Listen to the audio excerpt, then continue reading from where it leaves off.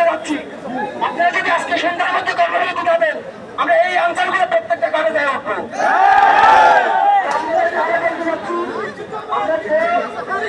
সুশৃঙ্খলভাবে সবার সঙ্গে দেখা দরকার, তাহলে সুশৃঙ্খলা সৃষ্টি করবেন না।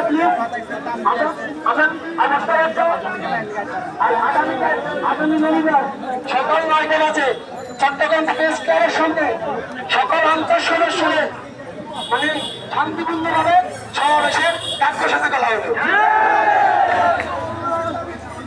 ভাই শুনেন, একটা কথা বলি, শুনেন ভাই, আমার কথা শুনেন। এখানে যারা আনসার সদস্য আছে সবার দাবি কিন্তু একটাই দাবি। তাদের কথাটা আমি এখানে থাকার কারণে আমি বলতেছি, আমার জায়গায় যদি আর কেউ থাকতো আমার কথাটা কিন্তু আপনারা বলতেন।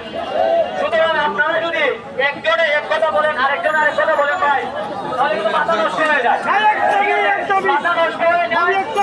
আমাদের কিন্তু ভুল বুঝবেন না, এখানে কোনো সমন্বয়ক নাই, আমাদের কোনো সমন্বয়ক নাই। আমরা সবাই সবার দাবি করে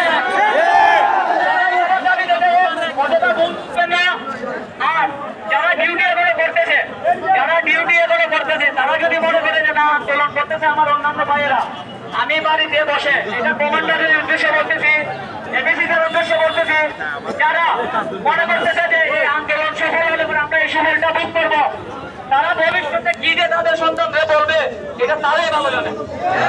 আমরা অন্তত এটা যদি সফল বলে আমরা অন্তত বলতে পারবো 20 বছর পর যে আমি এই আন্দোলনে শরীক ছিলাম। সুতরাং কেউ ভুল বুঝবেন না, আপনারা যাদের মনে কষ্ট আছে এই আনসার ডিপার্টমেন্টের নিয়ে যে কষ্ট আছে আপনাদের ভিতরে, সেই কষ্ট আমারও আছে। এই যে দুর্নীতি এগুলো আমি যদি একটা একটা করে বলা শুরু করি, এক সপ্তাহ লাগবে যদি লিখিতভাবে লেখা শেষ করতে।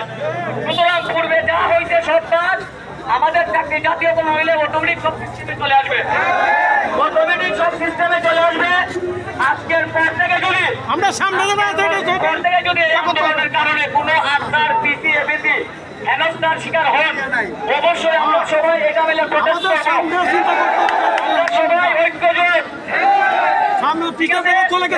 এখন আপনাদের সামনে আপনাদের শেষ করে দিবেন। এক দাবি এটাই আমরা মাইনে নিতে পারবো, ঠিক আছে? আমাদের কাহিনী একটাই, এক দফা এক দাবি।